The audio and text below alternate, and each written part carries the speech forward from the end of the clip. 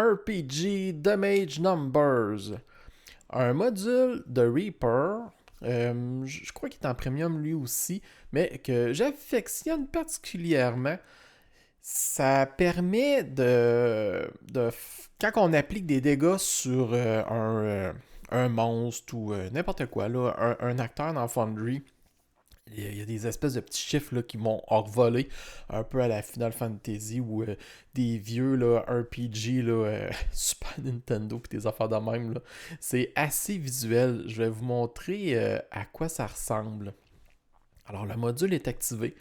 On a ici Herménégilde qui est face à un cœur purulent.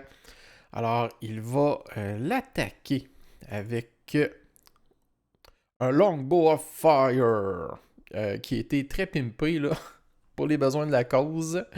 Alors, on l'attaque normal. Là, on s'en... Oh, 18! C'est bon pour un total de 27. Herménégilde est en feu. Alors, on va rouler les dégâts et c'est là que vous allez voir la magie s'opérer autour du cœur. Regardez bien ça. On roule les dégâts. Et ça va faire un total de 22 dégâts. Alors, je sélectionne le cœur, je l'applique et les petits chiffres revolent.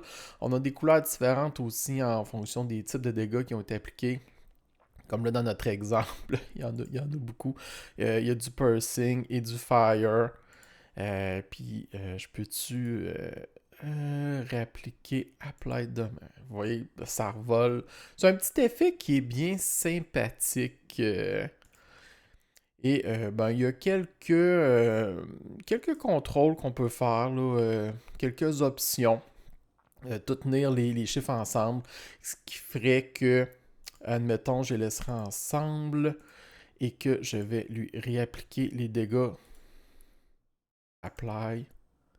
On voit directement les chiffres. Là.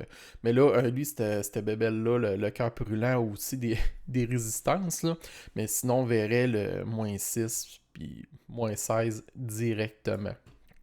Et dans les autres options qu'on peut retrouver, il y a le délai, quand est-ce que ça va arriver.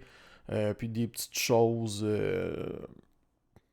assez minimales. Là. Moi, je touche rarement à ça. Mais c'est un effet qui est bien sympathique. Et ça met de la vie, là. C'est...